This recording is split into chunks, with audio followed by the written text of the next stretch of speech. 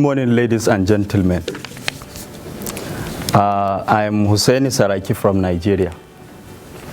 It's quite a privilege to stand before these wonderful people from all the continent of Africa.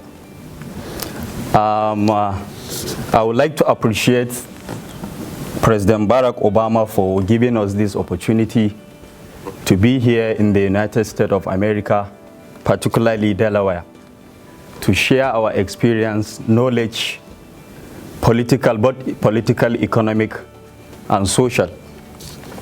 I choose the topic today to discuss about promoting equal access to education, because education to me is the very best thing in the whole world that you can give to your child. And I know how important education is to my own life. I know you are not oblivious of the fact that the northern part of the country, that is the northern part of Nigeria, is engulfed and ravaged by war, a lot of conflicts, kidnapping, abductions of young children, bombing, and a lot of things happened in the region. This is as a result of lack of access to good education. A classical example of the situation is my story, which I would like to share with each and every one of you. I was born from the family of Suleiman Umar Saraki, and after my mother gave birth to me, a month or two, she felt sick. She had to lose some of her, hearing. She became partially deaf, and my father died along the line. And I find it very difficult to go to school because I had no father, and my mother had no much to send me to school, even though there are a lot of millions of people like me in the Northeast that could not go to school. But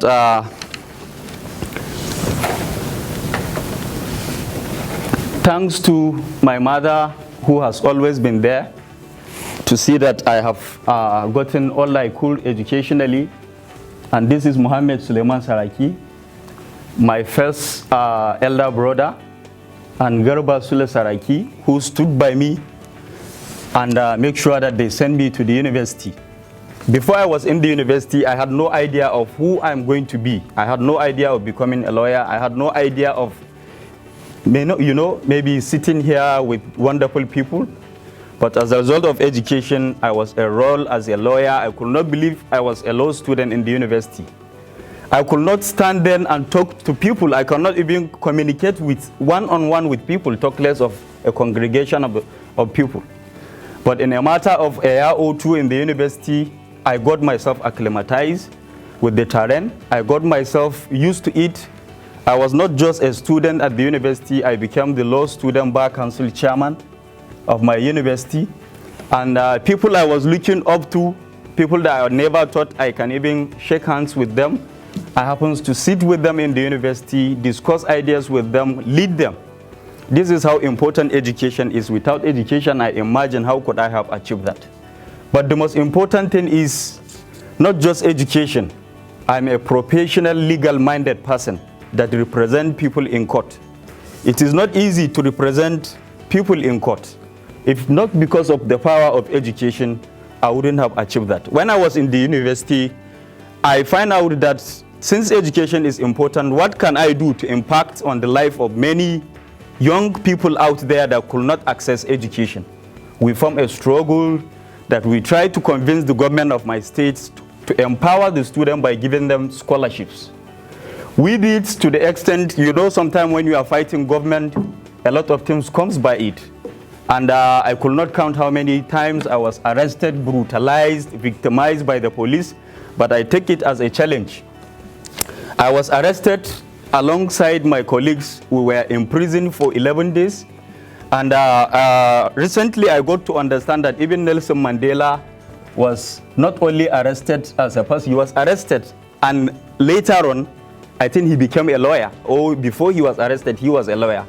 So it is important. I felt I share a lot of things with Nelson Mandela. He encouraged me a lot to fight and never relent. So as a result of that, we are able to change the policies of our government, and the government had to pay about 48 million naira to sponsor some of our children to attend education. Yes, definitely, you all aware, this is the Almajiri problem we face in the north. They send them at the age of 3 to Islamic schools. Their parents abandon them with no care, no medicine, no feeding arrangement, and nothing.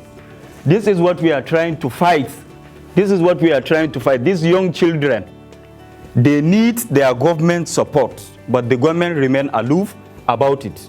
Presently, we are planning a program whereby these young children will be incorporated and trained educationally, that is the Western education, for them to be able to contribute positively to the society.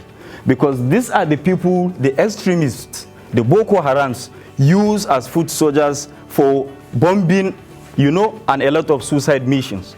Then I believe if equal opportunity to education is given to them, they will be able to be better in the society. Thank you very much.